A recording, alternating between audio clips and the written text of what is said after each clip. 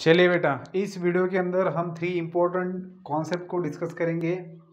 3 चीज़ें हैं, एक है डायरेक्शन एंगल, दूसरा है डायरेक्शन कोसाइन और तीसरा है डायरेक्शन रेशो।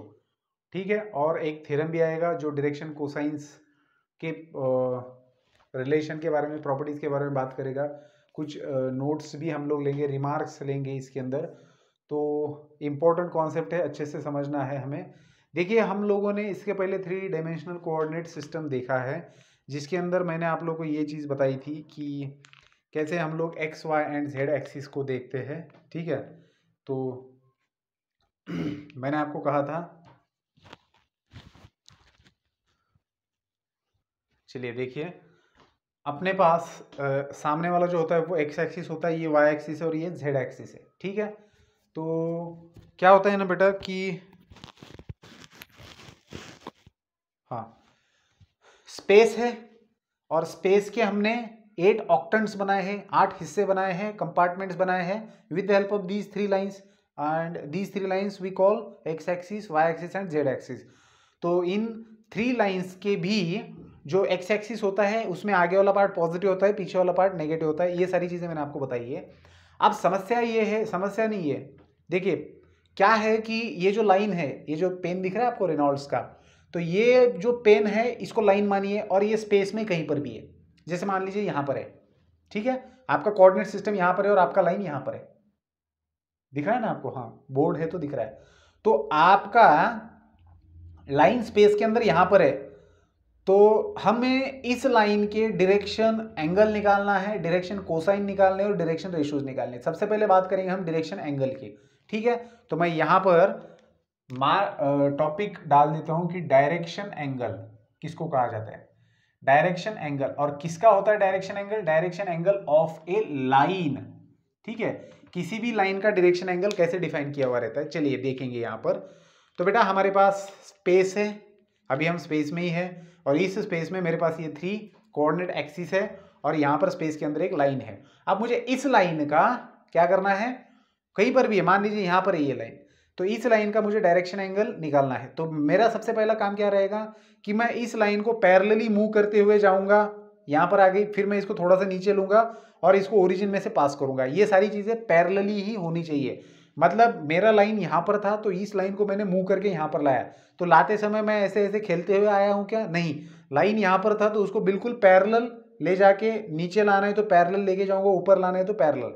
तो मुझे स्पेस के अंदर का इस लाइन, जिस लाइन का मुझे डायरेक्शन एंगल निकालना था, उस लाइन को मैं मूव करते हुए पैरेलली मूव करूंगा, नीचे हो, ऊपर हो, साइड में हो, किधर भी हो, और उसको इस प्रकार से यहां पर एडजस्ट करूंगा कि वो ओरिजिन में से पास हो। ठीक है, तो ये लाइन स्पेस में कहीं पर भी थी, मैंने उसको पैरेलली मूव करके ओरिजिन में से पास हो इस प्रकार से यहां पर लाके रख दिया है। तो सबसे पहला तो काम यही रहेगा हमारा कि हमें जिस भी लाइन का स्पेस के अंदर डायरेक्शन एंगल निकालना है, तो हम क्या करेंगे, उस लाइन को वहीं पर रहने दो, हम क्या करेंगे, उसकी पैरेलल लाइन को मूव करते हुए लाएंगे, मतलब उसी लाइन को ला रहे हैं। ठीक है, तो अब डायरेक्शन एंगल को कैसे डिफाइन किया है, तो ये जो लाइन है ना जिसका हमें डायरेक्शन एंगल निकालना है, तो आपका जो positive direction of x axis है, इसको आप रोटेट करेंगे एंटी क्लॉकवाइज डायरेक्शन में टूवर्ड्स दिस लाइन।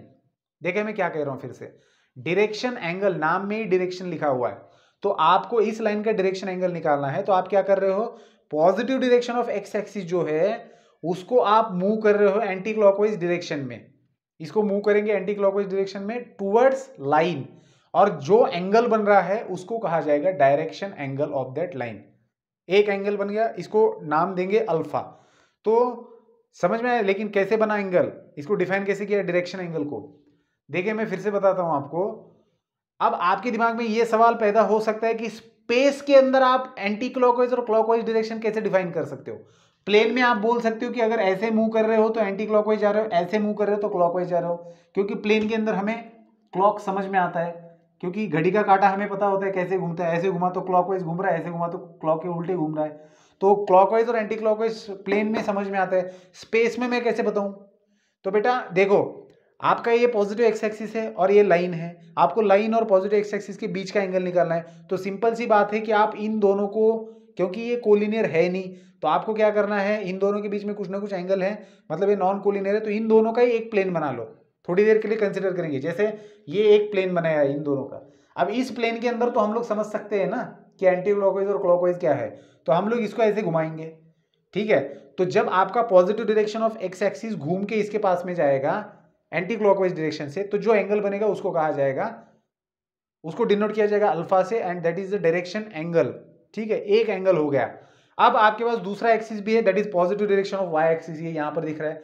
अब इसको आप एंटी क्लॉकवाइज घुमाएंगे, ठीक है, इस प्रकार से इसको आप एंटी क्लॉकवाइज घुमाएंगे और इस लाइन के ऊपर लाके रखेंगे, तो जो एंगल बनेगा उसको डिनोट किया जाएगा बीटा से, and that is the second direction angle of this line.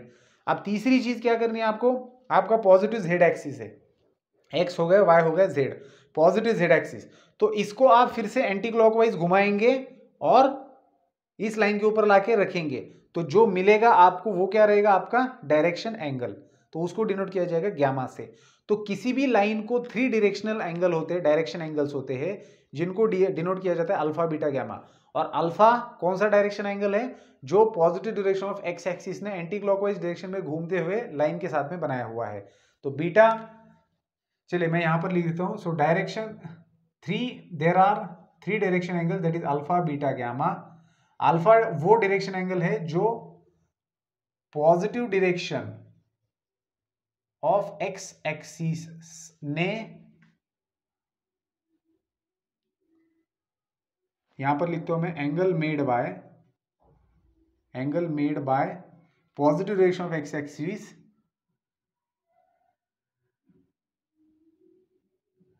देखिए angle made by positive direction of x axis revolving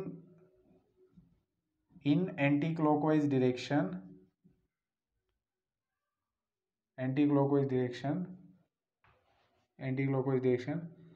towards line. समझ में आई ना बात। तो अल्फा क्या है, it is the angle made bye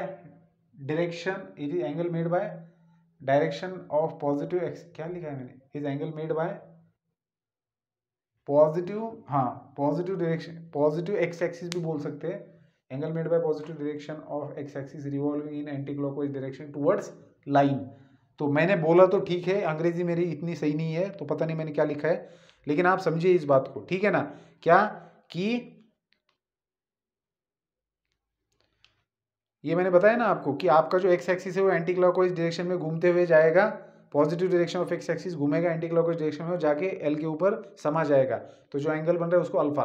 तो basically alpha is the angle between positive direction of x axis and line, beta is the angle between positive direction of, this is the angle between positive direction of Y axis and line, and gamma is the angle between positive direction of z axis and line, ठीक है, यही बात मुझे बतानी थी।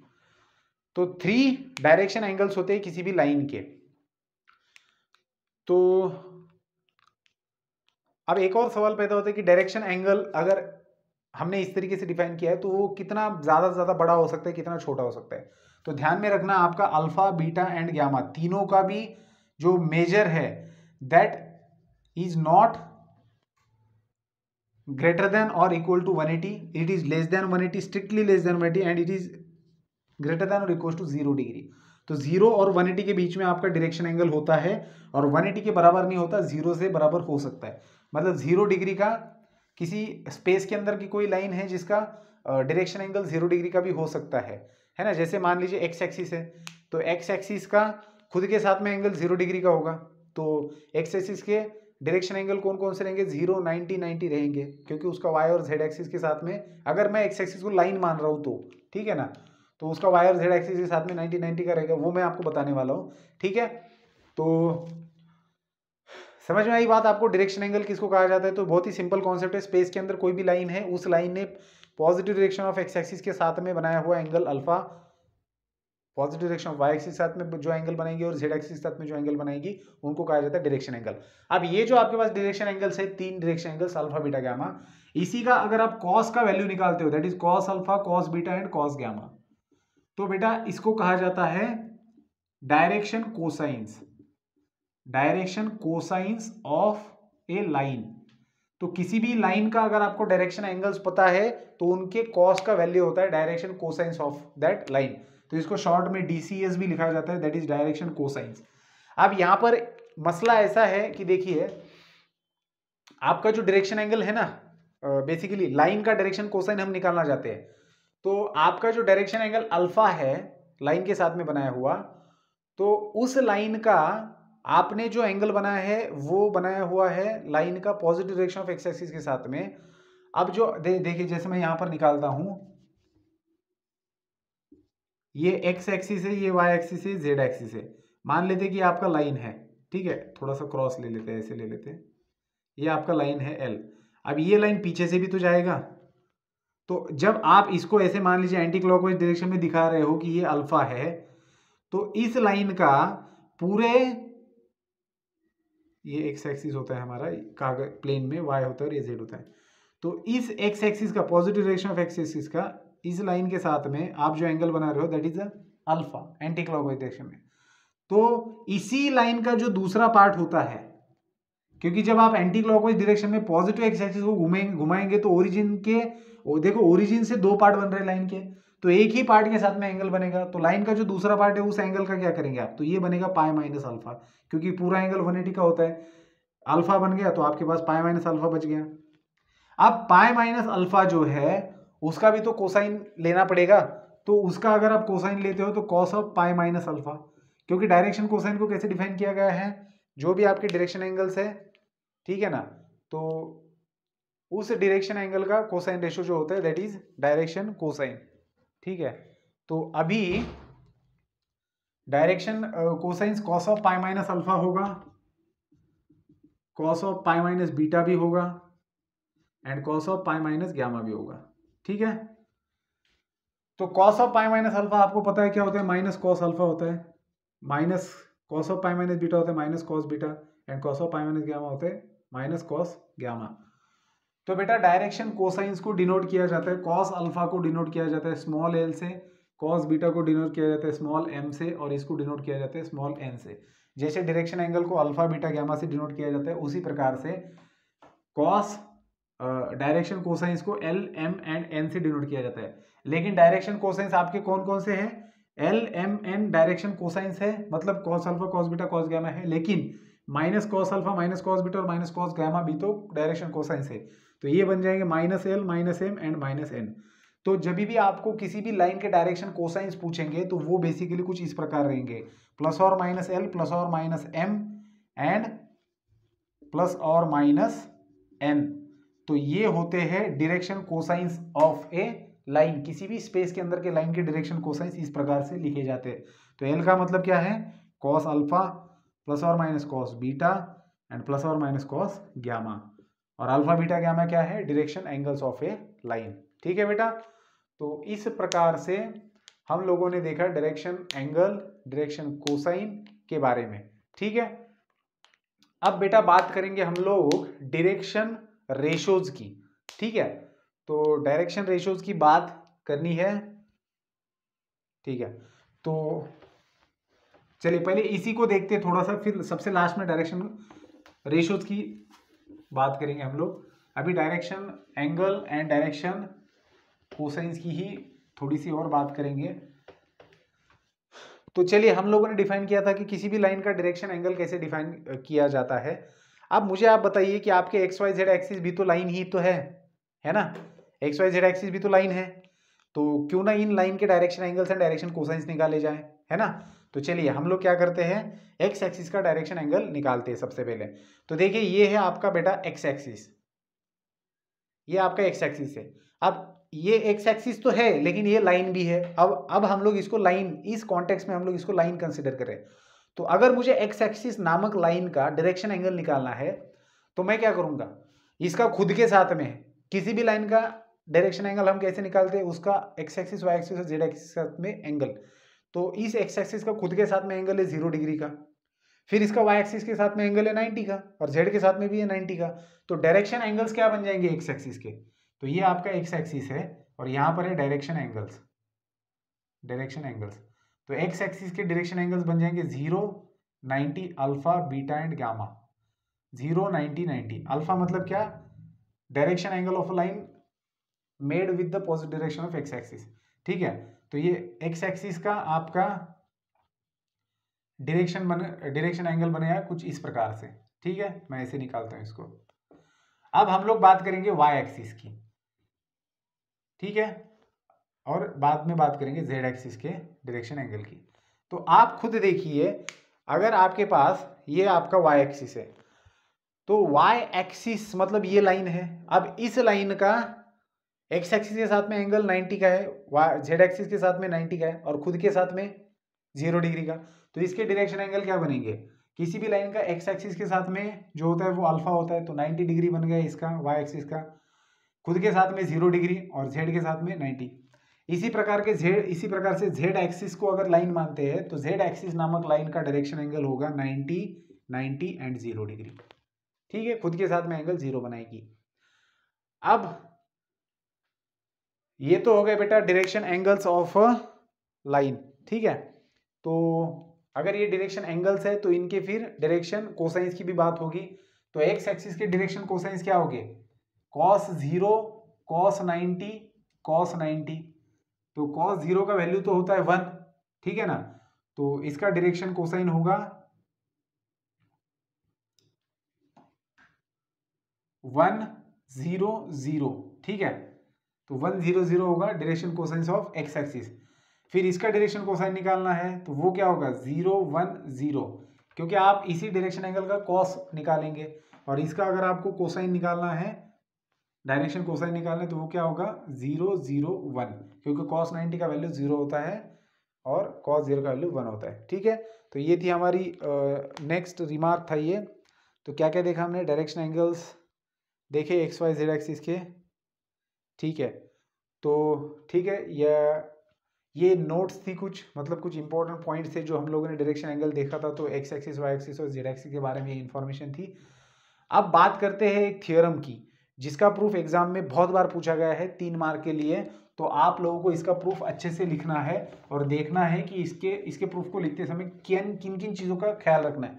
तो basically ये property है, कह सकते हो इसको, थ्योरम के नाम से दिया गया है, लेकिन इसका एग्जाम्पल में यूज होता है। क्या है थ्योरम? कि अगर l m n direction cosines है किसी लाइन के, थ्योरम कहता है कि अगर l m n direction cosines है किसी लाइन के, तो L square plus M square plus N square होता है एन 1। ये चीज आपको प्रूव करनी है। तो देखिए उन्होंने गिवन क्या है, उन्होंने हमें ये दिया है कि आपके पास डायरेक्शन कोसाइंस है किसी लाइन के एल एम एन, ठीक है ना, l m n are direction cosines of some line. तो अगर l m n direction cosine से किसी लाइन के, तो डायरेक्शन कोसाइन सीधे आसमान से तो नहीं गिरेंगे, डायरेक्शन कोसाइन से पहले क्या होता है? डायरेक्शन एंगल होता है। तो जिस लाइन के डायरेक्शन कोसाइन की बात ये कर रहे हैं, उसी लाइन के आपको पहले डायरेक्शन एंगल्स पता होनी चाहिए, तभी जाके इसकी बात होगी। तो हम लोग क्या कहेंगे? Let alpha beta and gamma be direction angles of a line. ठीक है, and then cos alpha, cos beta and cos gamma are direction cosines of line, that is L, M and N respectively। ठीक है, तो ये L m N इसके direction cosines है। अब बेटा सबसे इंपॉर्टेंट चीज इस थ्योरम को प्रूव करते समय जो आपको ध्यान देनी है वो क्या है, कि आप जिस लाइन के डायरेक्शन कोसाइंस की यहां पर बात कर रहे हो, आपको उस लाइन के अलोंग एक वेक्टर लेना है। ये की पॉइंट है इस थ्योरम को प्रूव करने का। आप जिस लाइन के डायरेक्शन कोसाइंस की यहां पर बात कर रहे हो, उस लाइन, वो लाइन कहीं पर भी हो, उस लाइन के अलोंग आपको एक वेक्टर लेना है, और फिर आगे क्या करना है मैं आपको बताता हूं। तो ये की पॉइंट है, इसको ध्यान में रखेंगे। So let a bar equals to A1 i cap plus A2 j cap plus A3 k cap. तो this let a bar be the vector along, let A bar be vector along the line, इसी line के along ये vector है A बार। ठीक है, तो अगर ये वेक्टर इस लाइन के अलोंग है तो हम नाउ क्या करेंगे, अभी हम इस वेक्टर का डॉट प्रोडक्ट लेंगे आई कैप के साथ में। तो ए बार एक वेक्टर है जो कि लाइन के अलोंग है और इसका मुझे आई कैप इस वेक्टर के साथ में डॉट प्रोडक्ट लेना है। अब आप मुझे बताएं आई कैप क्या है? It is a unit vector along x axis. अब उस लाइन के अलोंग ए बार वेक्टर है और उस लाइन ने एक्स एक्सिस के साथ में कौन सा एंगल बनाया हुआ है? अल्फा। मतलब आपके पास ए बार जो वेक्टर है वो लाइन के अलोंग है और उस लाइन ने एक्स एक्सिस के साथ में अल्फा एंगल बनाया, मतलब I unit vector I cap के साथ में उसने अल्फा एंगल बनाया है, मतलब इन दो वेक्टर्स के बीच में एंगल है अल्फा का। ठीक है, तो हम लोग इनका डॉट प्रोडक्ट कैसे लिखेंगे? ए मतलब इसका मैग्नीट्यूड इनटू इसका मैग्नीट्यूड तो 1 होता है और इनटू कॉस अल्फा। अब एक और तरीके से इनका डॉट प्रोडक्ट हो सकता है और वो क्या, ए बार को डिफाइन भी किया हुआ है। तो अगर मैं इसको आई कैप से मल्टीप्लाई करता हूं तो आपको तो पता है क्या होता है, बाकी दोनों के साथ में 0 बच जाएगा, आई कैप इंटू आई कैप 1 बनेगा और ये आ जाएगा A1। ठीक है तो देयरफॉर मैं इन दोनों से क्या लिख सकता हूं, दोनों का LHS सेम है तो मैं लिखूंगा A cos alpha is equal to A1। इसको मैं इक्वेशन 1 बोल देता हूं। चलिए अब आगे बढ़ना है। आगे अब यहां से आगे तो आसान है, बस मैंने आपको कहा ना this is the key point of proof of this theorem, this is the key point two right the proof. Proof लिखने के लिए आपको ये चीज बस पता होनी चाहिए, बाकी आप लोग खुद याद कर लेंगे, मतलब समझ में आ जाएगा आगे क्या करना है। अब दूसरी चीज हम लोग क्या करेंगे, अभी ए बार का जे कैप के साथ में डॉट प्रोडक्ट लेंगे। तो जे कैप मतलब क्या है? It is a unit vector along y axis. और ए बार क्या है? It is a vector, it is AD vector along line l. तो लाइन एल का वाई एक्सिस के साथ में एंगल क्या है? It is a beta. तो मतलब जे कैप और ए बार के बिटवीन एंगल क्या होगा? बीटा। सो आप इनका डॉट प्रोडक्ट लिख सकते हो ए इंटू कॉस बीटा। ठीक है ना, क्योंकि ये यूनिट वेक्टर है तो इसका मैग्नीट्यूड 1 आएगा, इसका मैग्नीट्यूड मैंने ए लिखा है, इन दोनों के बीच का एंगल कॉस बीटा। और इन दोनों का एक और तरीके से डॉट प्रोडक्ट निकलेगा, दैट इज ए बार को आपने ऐसे डिफाइन किया, तो इसको अगर जे कैप से मल्टीप्लाई करते हो तो उसका मल्टीप्लिकेशन इसके साथ और इसके साथ 0 बनेगा, इसके साथ में आएगा A2। तो देयरफॉर आप इससे क्या लिख सकते हो? LHS सेम है तो आप लिख सकते हो A into cos beta is equal to A2। तो ये आपका इक्वेशन नंबर 2 बनेगा। ठीक है, थर्ड ए बार डॉट के कैप से अगर आप मल्टीप्लाई करते हो तो आपको मिलेगा ए इंटू कॉस ग्यामा। ठीक है, समझ में आया ना कैसे? K cap is the unit vector along Z axis, K cap is the unit vector along Z axis and A bar is the vector along line. So line और Z axis के बीच में एंगल ग्यामा है तो इन दोनों के बीच में एंगल ग्यामा, और इसका ए बार का और के कैप का मल्टीप्लिकेशन क्या आएगा? ए बार डॉट के कैप का मल्टीप्लिकेशन क्या आएगा? A3। ठीक है, सो देयरफॉर इन दोनों को इक्वेट करेंगे तो क्या मिलेगा आपको? A cos gamma is equal to A3। इसको बोलेंगे इक्वेशन नंबर 3। अब बेटा बहुत सिंपल सी बात करनी है, हमें प्रूव करना था L square plus M square plus N square. तो हम कॉस अल्फा को L बोलते हैं, कॉस गामा बीटा को M बोलते हैं और कॉस गामा को N बोलते हैं। तो सिंपल क्या करेंगे? Squaring and adding equation 1 2 3, squaring and adding equation 1 2 and 3 we get, देखिए इक्वेशन 1 को स्क्वायर किया, A square cos square alpha plus A square cos square beta.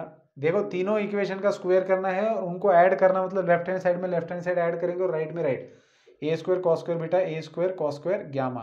ठीक है, and this is equal to A1 square plus A2 square plus A3 square, A3 square. तो अगर आप यहाँ पर देखेंगे बेटा तो इन तीनों के अंदर कॉमन क्या निकलता है? ए स्क्वायर और cos square alpha plus cos square beta plus cos square gamma.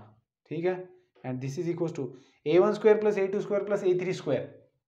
ये क्या है? आप इस ए बार को देखिए, इसका अगर आपको मैग्नीट्यूड निकालने के लिए कहा जाएगा तो कैसे निकालेंगे आप इसका मैग्नीट्यूड? तो मैग्नीट्यूड ऑफ ए बार क्या आएगा? मैग्नीट्यूड ऑफ ए बार रहेगा रूट के अंदर A1 square plus A2 square plus A3 square. दोनों का अगर मैं स्क्वायर करूंगा तो मुझे क्या मिलेगा? A square is equal to A1 square plus A2 square plus A3 square. मतलब मैं इसकी जगह पर ए स्क्वायर को रिप्लेस कर सकता हूँ, तो ए स्क्वायर कैंसिल हो जाएगा। कॉस स्क्वायर अल्फा मतलब L square, cos square beta मतलब M स्क्वायर और कॉस गामा मतलब N, so N square which is equal to 1। तो इस प्रकार से हमने ये थियरम प्रूव कर दिया है, that is relation between direction cosines. तो L square plus M square plus N square is equal to 1, ये बहुत फेमस रिलेशन है, इसका एग्जाम्पल में बहुत बार यूज होता है। ठीक है, तो अब इसके बाद में हम लोग अब देख सकते हैं हम लोग डायरेक्शन रेशोज किसको कहा जाता है। हम लोगों ने बेटा डायरेक्शन एंगल देखा, डायरेक्शन कोसाइन देखा, अब हम देखेंगे डायरेक्शन रेशोज, और इसको कहा भी जाता है डायरेक्शन नंबर भी कहा जाता है। ठीक है ना, तो कई सारे नाम हैं इसके, एक बार नाम पढ़ के बता देता हूँ मैं आपको। डायरेक्शन रेशोज और डायरेक्शन नंबर तो मुझे पता है, और एक नाम से इसको बुलाते हैं, दैट इज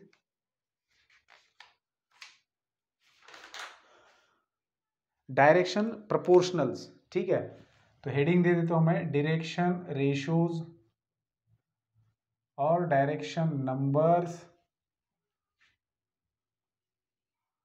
और डायरेक्शन प्रोपोर्शनल्स। ठीक है,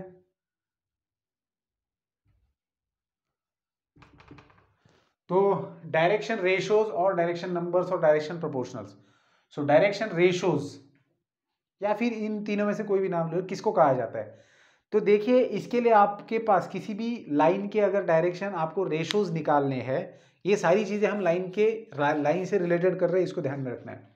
चाहे हम डायरेक्शन नंबर एंगल्स की बात करें, डायरेक्शन कोसाइंस की बात करें, या फिर डायरेक्शन नंबर की बात करें।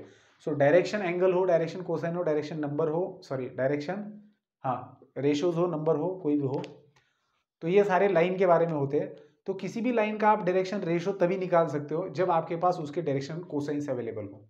ठीक है, या फिर अगर आपके पास डायरेक्शन रेशोज अवेलेबल है तो कोसाइंस भी निकाल सकते हो, ये रिलेशन बाद में देखेंगे हम लोग। लेकिन डायरेक्शन रेशोज को कैसे डिफाइन किया गया है कि अगर मान लीजिए l m n are direction cosines of a line, किसी लाइन के डायरेक्शन कोसाइंस है, and a b c are numbers proportional to LMN। इस बात को समझ रहे हो क्या कह रही है। ABC कोई भी तीन नंबर्स है जो कि प्रोपोर्शनल है टू LMN, इसका मतलब ये होता है, that is ABC proportional to LMN का मतलब होता है कि L/A इक्वल है M/B से, इक्वल है N/C से। तो अगर आपको कोई भी थ्री नंबर्स ऐसे मिलते हैं कि जिससे ये थ्री रेशोज इक्वल हो जाते हैं, तो देन वी से, तब हम कहते हैं कि ABC are direction ratios of a line. तो उस लाइन के ये तीनों डायरेक्शन रेशोज बन गए। अब एक सवाल पैदा होते कि क्या डायरेक्शन रेशो स्पेसिफिक हो सकते हैं, जैसे कि ये तीनों ही रहेंगे और नहीं रहेंगे, तो ऐसा नहीं है। किसी भी लाइन को डायरेक्शन रेशोज इनफाइनाइट होते हैं। कैसे, देखिए आप इनके जितने भी मल्टीपल्स है वो ले लीजिए, जो भी यहाँ पर नंबर्स आएंगे उनके मल्टीपल्स ले लीजिए। तो मल्टीपल्स मतलब जो भी एक बार आपने डायरेक्शन रेशो फाइंड आउट कर लिया, तो सेम नंबर से तीनों को मल्टीप्लाई कीजिए और अलग तीन मिल जाएंगे, सेम और अलग नंबर से तीनों को मल्टीप्लाई कीजिए, ऐसे करते जाइए आपको इनफाइनाइट डायरेक्शन रेशोज मिलेंगे। ठीक है, तो ये था बेटा डायरेक्शन रेशोज का कॉन्सेप्ट। ठीक है, तो डायरेक्शन रेशोज के बारे में ये चीज ध्यान में रखनी है आपको। अब इसके डायरेक्शन रेशोज के बारे में एक और इंपॉर्टेंट पॉइंट है, कौन सा, कि अगर आपके पास, ये इसका डेफिनेशन था, अगर आपके पास स्पेस के अंदर दो पॉइंट्स है, मान लीजिए P और Q, जिनके आपको कोऑर्डिनेट्स पता है, ठीक है, let P having coordinates x1 y1 and z1, Q having coordinates x2 y2 z2। तो स्पेस के अंदर आपके पास ये दो पॉइंट्स है, और इन दो पॉइंट्स में से पास होने वाली लाइन है, और उस लाइन के अगर मान लीजिए आपको डायरेक्शन रेशोज निकालने हैं without knowing its direction cosines, आपको उसके डायरेक्शन कोसाइंस पता नहीं है, लेकिन आप उसके डायरेक्शन रेशोज निकालना चाहते हो, तो कैसे निकालेंगे आप, तो बेटा वो निकालेंगे आप कुछ ऐसे, if these two points are in space, then line passing through, then direction ratios of a line PQ, मतलब कोई भी दो पॉइंट्स है उनमें से जाने वाली लाइन के डायरेक्शन रेशोज कैसे रहेंगे, x2 minus x1, y2 minus y1 and z2 minus z1, ये रहेंगे उसके डायरेक्शन रेशो। तो ये कैसे होगा, इसका प्रूफ आप देख सकते हो, जैसे पिछला हम लोगों ने रिलेशन प्रूव किया था, सिमिलर वे से आप इसका प्रूफ भी देख सकते हो। ठीक है, तो इस पॉइंट को ध्यान में रखना, ये बहुत ज़्यादा इंपॉर्टेंट पॉइंट है, ठीक है। तो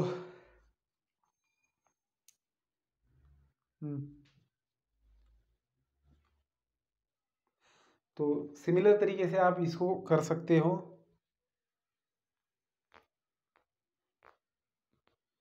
जैसे पिछला प्रूफ किया था, देखिए पी क्यू बार को आप लिख सकते हो क्यू बार माइनस पी बार, और क्यू बार क्या है, क्योंकि आपके पास क्यू के कोऑर्डिनेट्स है तो आप पोजीशन वेक्टर लिख सकते हो, that is X two I cap plus Y two J cap plus Z two K cap minus x one I cap minus x two, sorry क्या हो गया ये, एक्स वन वाई वन, ठीक है, y one j cap minus Z one k cap. तो आप लिखेंगे इसको x two minus x one आई cap plus Y two minus Y one j cap plus Z two minus Z one k cap, ठीक है। तो ये P q बार मिल गया आपको। अब क्या करना है, इस पी क्यू बार का मतलब ये लाइन है, इसका आई कैप के साथ में डॉट प्रोडक्ट लेना है। सो आप लिखेंगे p q bar dot i cap, so this is equal to, अब देखिए पी क्यू बार का डायरेक्शन एंगल मान लेते हैं अल्फा है एक्स एक्सिस के साथ में, तो इन दोनों का डॉट प्रोडक्ट क्या होगा, P Q into cos alpha, सही है। अब यहां पर भी एक पी क्यू बार है और इसका आई कैप के साथ में ये यूनिट क्या होगा प्रोडक्ट, तो वो होगा सिर्फ x two minus x one. So x two minus x one is equal to P q cos alpha आप लिख सकते हो। फिर आप सेम तरीके से पी क्यू बार का जे कैप के साथ में यूनिट वेक्टर ले लो, तो आपको मिलेगा पी क्यू इंटू जे कैप, सॉरी क्या लिख रहा हूं मैं, P Q into cos beta, सही है। और इसका यूनिट, इसका ये अगर पी क्यू बार है और जे कैप के साथ में इसका डॉट प्रोडक्ट लेते हो तो वो आपको मिलेगा y two minus Y one p Q into cos beta, सही है, समझ में आ रही बात। और सिमिलर तरीके से आप अगर पी क्यू बार का के कैप के साथ में प्रोडक्ट लेते हो तो आपको मिलेगा P Q into cos gamma. अब Z two minus Z one आप इसके प्रोडक्ट को लिख सकते हो and this is equal to P Q gamma cos gamma. अब आप देख रहे हो ये cos alpha cos beta cos gamma क्या है, ये डायरेक्शन कोसाइंस है, और X two minus x one Y two minus Y one Z two minus Z one क्या है, नंबर्स है। तो बेटा क्या आप लोग इसको ऐसे नहीं लिख सकते, x two minus x one by cos alpha is equal to P q y two minus Y one divided by cos beta is equal to P q z two minus Z one divided by cos gamma is equal to P q. अब इन तीनों ratios में देखिए right hand side में p q है, इसका मतलब ये तीनों भी रेशो आपस में इक्वल है। इसका मतलब क्या होता है, इसका मतलब होता है कि ये नंबर प्रोपोर्शन में है, ये नंबर प्रोपोर्शन में है विथ एलिमेंट। हमने डायरेक्शन रेशोज को डिफाइन कैसे किया था कि a b c are the numbers which are in proportion with element. अगर कोई भी तीन नंबर्स एलिमेंट के साथ में प्रोपोर्शन होते हैं मतलब उनका उनके साथ में रेशो अगर इक्वल आता है तो वो डायरेक्शन रेशोज है। अच्छा एक और चीज ध्यान में रखना, जनरल नोटेशन डायरेक्शन एंगल्स के लिए अल्फा बीटा गैमा था, डायरेक्शन कोसाइंस के लिए एलिमेंट था, उसी प्रकार से डायरेक्शन रेशोज के लिए स्मॉल ए बी सी रहेगा, ठीक है। तो ये मैंने आपको प्रूफ बताया है कि कैसे ये सही है। तो कभी भी आपको स्पेस में दो पॉइंट है तो उन दो पॉइंट में से पास होने वाली लाइन के आप डायरेक्शन रेशियोज डायरेक्टली लिख सकते हो, x two minus x one Y two minus Y one Z two minus Z one, ठीक है। तो ठीक है, तो अभी और आगे इसके